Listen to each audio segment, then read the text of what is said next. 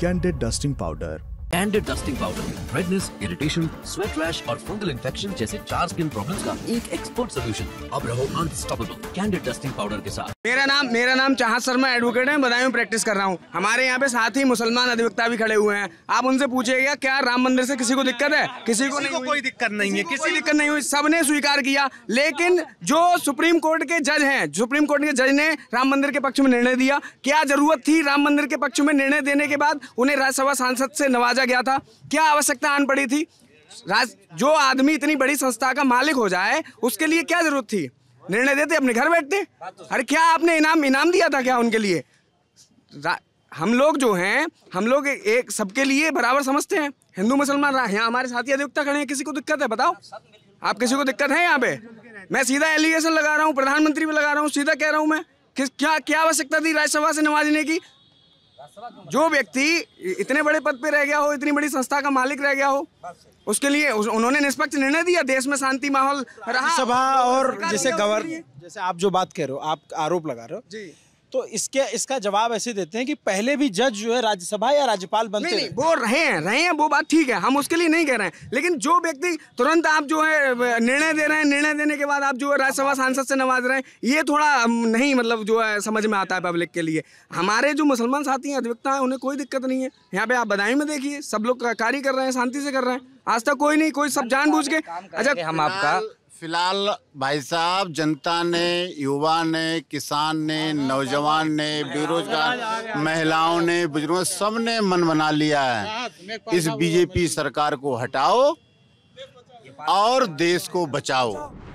माननीय EVM set हैं, ऊपर से ईवीएम सेट कर रखे हैं। तो अरे यार एक सेकेंड, आप बता, आप वकील हैं, कोर्ट केसेस देखते हैं, सुप्रीम कोर्ट में जीरा हुई है, क्या निकला सुप्रीम कोर्ट में? तो आप जब विदेश में ईवीएम छोड़ के हो रहे हैं, तुम्हें दिक्कत क्या है? जहाँ ईवीएम बनी है, एक मिनट, जहाँ ईवीएम बनी है वहाँ इस्तेमाल नहीं होती है। अगर इतने ही ये दूध के धिलो हैं और इलेक्शन कमिश्नर दूध का धुला हुआ है, तो ईवीएम का और पर्चियों का मिलान क्यों नहीं करता? 100% क्यों मिलान नहीं करता? मिलान भी होता है तो सिर्फ एक विधानसभा में 5 बूथ का मिलान होता है। सब दूध का दूध और पानी का पानी हो जाएगा। आप चाहते हो सबका मिलान हो? बिल्कुल।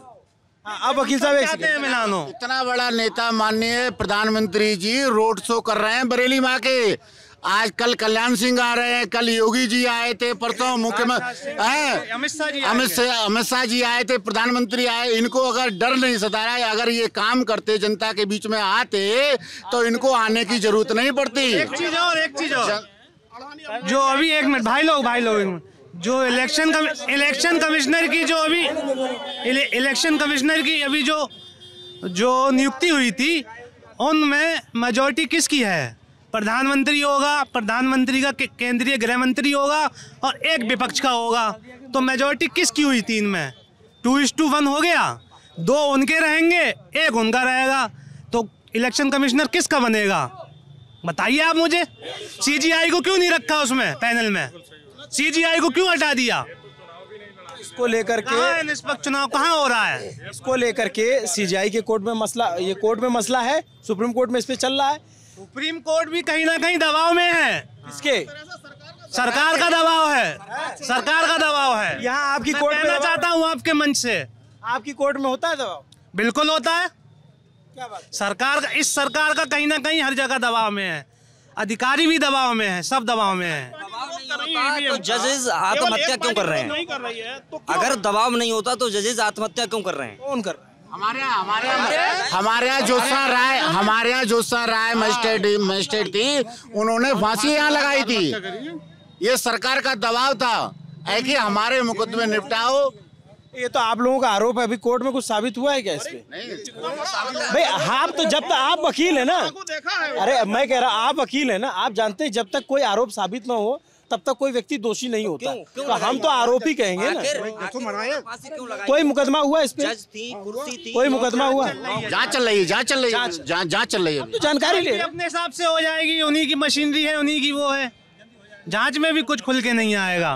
हर जगह उत्तर प्रदेश में हालत बीजेपी की सबसे ज्यादा खराब है। इस टाइम इनको 10 तो हैं बीजेपी नेताओं। यहाँ सब भाजपा विरोधी वाले वकील साहब लोग गलत बात कर दी आपने गलत बात कर दी। सब वकील हैं, कर दी बहुत। वकील स्वतंत्र होता है, वकील वकील स्वतंत्र होता है। बताइए तो यहाँ पे क्या नाम? मेरा नाम सत्येंद्र पाल है। यहाँ पे जो इस समय के पूरे भारत में जो चल रहा है वो गठबंधन का हिसाब किताब चल रहा है, इंडियन अलायंस का बोलबाला चल रहा है। और यहाँ से इस बार बदलाव की ओर है पूरी पब्लिक, पूरे हिंदुस्तान की पब्लिक। वो इस समय बदलाव चाह रही है। क्यों चाहती हो, क्या बदलाव हो जाए? क्योंकि ये जो इनकी जुमलेबाजी से यहाँ की पब्लिक परेशान हो चुकी है। आज तक इन्होंने 10 साल राज कर लिया, एक भी कहीं पे कोई नौकरी नहीं। अभी जो इन्होंने जो पुलिस की नौकरी निकाली थी उसमें पेपर लीक करवा दिया। वो केवल और केवल चुनाव पेपर लीक मुद्दा होता है क्या युवाओं? क्यों नहीं होता है? क्यों नहीं होता है? अरे रोजगार क्यों नहीं होता है? फीस जमा करवा ली, फार्म भरवा लिया आप। ये सब सरकार की सेवा होता है। जब परीक्षा हो रही होती है वो तो कह रहे हैं हम गिरफ्तारी करवा रहे हैं। कुछ जो भी करवा रहे हो, सरकार इतनी चुस्त दुरुस्त है तो कैसे हो जाएगा पेपर लीक? आप बताइए, पहले नहीं होती थी क्या परीक्षाएं? अब जो परीक्षा हो रही है वही नहीं चाहती तो उसी महीने में पेपर करा सकती थी। क्या कह रहे हो वकील साहब? इधर हमको बताओ। हाँ इधर आओ, इधर आप हमको बताओ क्या बता रहे हो? आपने देखो, इससे पहले कांग्रेस सरकार थी, ठीक है, मैंने इंडियन आर्मी में 2 बार रेस मारी थी और कांग्रेस सरकार नियम था गरीब का बच्चा अगर दोबारा हाई स्कूल करके नौकरी ले लेता कोई बुरा नहीं है। जब से बीजेपी आई तब से नौकरी नहीं मिली थी। और मैं युवा हूँ और मैंने क्या नाम है पेपर दिया पुलिस का। जब ये पेपर नहीं सुरक्षित कर पा रहे तो साड़ों को सुरक्षित क्या कर लेंगे बाबा? बताओ, साड़ों को सुरक्षित क्या कर लेंगे? मैं एक गरीब हूँ, ठीक है, मैं पेपर देने पेपर देने में अमरोहा गया था। कम से कम मैं 800 रुपये खर्च करके, अब कह रहे हैं पेपर देने जाएंगे युवा फ्री कर देंगे। ये तो सिर्फ चाल है सिर्फ चुनाव जीतने के लिए, क्योंकि इस टाइम युवा की कुर्सी है खतरे में। युवा नाम है आपका? मोहित प्रजापति। मोहित, एक बात बताओ, जब ऐसे पेपर लीक होता है और आप लोग जब पेपर दे के आते हो और जो अचानक से पता चलता है तो आप लोगों का पहला रिएक्शन क्या होता है? मतलब आप इतने दिन से मेहनत किए तो बुरा लगता है। मतलब जो पेपर सुरक्षित नहीं कर पा रहे तो जनता को सुरक्षित क्या कर लेंगे आप? ये कितने युवाओं ने आत्महत्या तक कर ली है नौकरी के चक्कर में। रोजगार तो ऐसा कहते हैं लोग कि रोजगार युवा मुद्दा बहुत उठाता है, लेकिन जब वोट देना होता है तो जात के नाम पे देता है, जाति के नाम पे है। यहाँ तो सभी जाति से, कोई एक जाति का नहीं है। ये हिंदू मुसलमान और अदर सब जातियाँ, लेकिन ऐसा नहीं है। मुद्दा है विकास का, केवल सभी के लिए चाहिए। युवाओं को तो लास्ट में भ्रमित कर दिया जाता है, सिर्फ मुसलमानों का नाम लेके डराया जाता है।